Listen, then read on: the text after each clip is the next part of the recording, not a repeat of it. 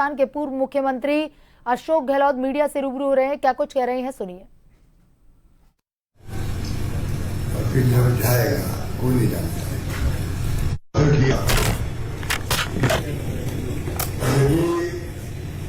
रहता कांग्रेस का तो शायद ना तो मोदी ने प्रधानमंत्री बन पाते ना काम करता। अब पूरी तरह राजनीति चल रही है। जब दुश्मन हो नेता विपक्षी पार्टी दुश्मन हो कुछ रूप में रहा और एक के बाद एक इनकम टैक्स हो गया, सीबीआई हो, ईडी हो,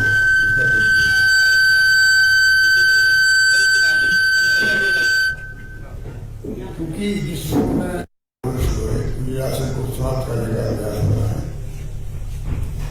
आपको याद होगा जब मोदी जी बने प्रधानमंत्री, उस जमाने के अंदर मोतीलाल नेहरू ने जब शुरुआत की राजनीति में, पंडित नेहरू ने शुरुआत करी। एक लंबा इतिहास है जो मैं नहीं जाना चाहूंगा।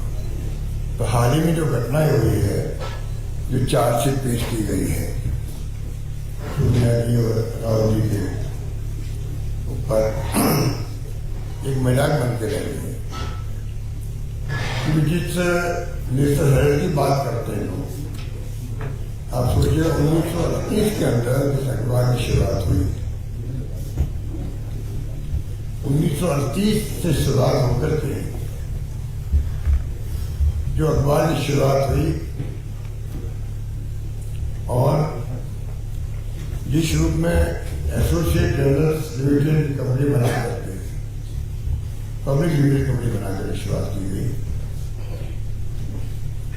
पंडित नेहरू ने, और वो फ्रीडम मूवमेंट को गति देने के लिए नेशनल हेराल्ड की भूमिका हिंदी में नवजीवन भी, कौमी आवाज भी उर्दू के अंदर बहुत बड़ी रही है मूवमेंट के अंदर। कुछ अखबार भी आप जानते हैं कि आप तो खुद मीडिया के साथी हैं कि अखबार की इकोनॉमी ऊपर नीचे होती रहती है, कई अखबार बंद भी हो जाते हैं, कि अखबार का प्रकाशन अस्थायी रूप से बंद हो जाता है।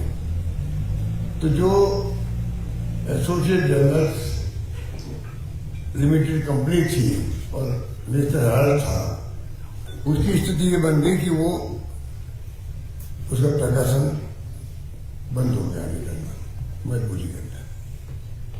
सब कांग्रेस कमेटी की ड्यूटी है, क्योंकि वो पहले से इस कंपनी को मदद करते आए थी। उन्होंने इनको 90 करोड़ रुपए दिए 10 साल के अंदर। 10 साल के अंदर 100 ट्रांजेक्शन से 100 बार चेक काटे गए होंगे, 100 ट्रांजेक्शन 10 साल का पीरियड और 90 करोड़ दिए गए। और एक कंपनी बनाएगा यंग इंडियंस के नाम से, जिससे कि ये, क्योंकि हम जानते थे कि हालात ऐसे थे नेशनल हेराल्ड के अंदर, मुझे पता नहीं कि हिमाचल में कोई सच में संवाददाता कोई होंगे यहाँ, पर राजस्थान में बात कर सकता हूँ, ये विषय भागवत है। 15 साल से उनकी तनख्वाह नहीं मिल पा रही थी, तभी वो प्रेस बनाते थे। अभी धारीमन की डेथ हो गई। उन हालातों में तमाम कर्मचारियों की ना बीआरएस मिल सकता, ना रिटायरमेंट बेनिफिट मिल सकता, ना तनख्वाह मिल सकती, ना पीएफ की स्थिति मिल सकती। उस वक्त में इनकी मदद की गई और ये 90 करोड़ में 70 करोड़ रुपए खर्च किए गए, जो उनको तनख्वाह देने में, तनख्वाह चुकाने में, बीआरएस देने में, पीएफ देने में, और इस प्रकार से पूरा निपटारा किया गया जिससे कि कोई देनदारी नहीं रहे हेराल्ड पर। इस प्रकार की शुरुआत करके एक प्रयास किया कांग्रेस ने, इस अखबार को वापस कैसे हम लोग पुनर्जीवित करें और वापस इसकी प्रकाशन शुरू करें। और आज प्रकाशन शुरू हो चुका है, उसका ऑनलाइन भी है, ऑफलाइन भी है। उस अखबार के बारे में जो किस्से कहानी मार्केट दिए गए कि 5,000 करोड़ की प्रॉपर्टी को खुर्द-बुर्द कर दिया गया। और आपको कहना चाहूंगा, इनकम टैक्स डिपार्टमेंट तो भारत सरकार का है, इसने कहा है कि 413 करोड़ का असेसमेंट किया है, वो भी असेसमेंट है, कहाँ 5,000 करोड़, कहाँ 400,000 करोड़, पर 6 प्रॉपर्टी इनके पास में है, 20,000 की कंपनी के पास में, ATL के पास में। उसके अंदर 6 में से 5 प्रॉपर्टी जो है वो तो जो सरकार में देते हैं अखबार वालों को, जो वो जमीन बेच नहीं सकता, लीज की तरह वो प्रॉपर्टी है। एक प्रॉपर्टी से लखनऊ में है, वो फ्री होल्ड की है। आप सोच सकते हैं कि कहाँ तो जमीनें जो है उनके पास में 413 करोड़ का हिसाब इनकम में लगाया भी है, तब भी वो जमीनें बिक नहीं सकती। तो आप सोच सकते हो कि खाली कागजों के अंदर है, पर जो माहौल देश में बनाया जा रहा है कि पूरे गांधी परिवार ने 5,000 करोड़ की संपत्तियों को खुद कर लिया है, अपने नाम करवा लिया है, कोई नाम नहीं करा। आज भी AJL एसोसिएट जनरल लिमिटेड तमाम प्रॉपर्टी उनके पास में है, वो देखभाल करते हैं, वो किराया वसूल करते हैं, वो खर्च कर रहे हैं।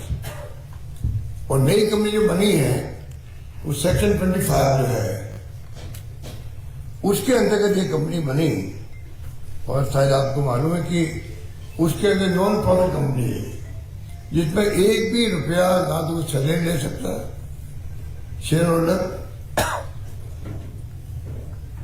ना प्रॉफिट ले सकता है, नॉन प्रॉफिट कंपनी है ये। किसी प्रकार का कोई भी शेयर होल्डर कोई फायदा उठा नहीं सकता, और अभी तक किसी ने फायदा उठाया भी नहीं। तब भी माहौल बन गया जैसे कि पता नहीं कंपनी बना के शेयर ले लिए गए और बेनिफिट ले रहे होंगे, किसी ने आकर बेनिफिट नहीं दिया। तो मैं आपको कहना चाहूंगा कि इनकी जो हरकतें हो रही है, मुझे आश्चर्य हो रहा है। इनको मालूम है कि सेक्शन 1 जो है अमेंडमेंट हुआ ये एक्ट में, आपका कंपनी एक्ट 2013 के अंदर, उसमें सेक्शन 1 है, और 1956 के अंदर एक्ट बना था उस सेक्शन 25। इनको मालूम है सरकार को, इसके अंदर जो कंपनी रजिस्टर होती है उसमें कोई तरह का बेनिफिट किसी को नहीं मिलता, नॉन प्रॉफिट कंपनी है। तो दुर्भाग्य की बात है कि जो माहौल बना दिया जाता है पूरा, आप देखते हैं कि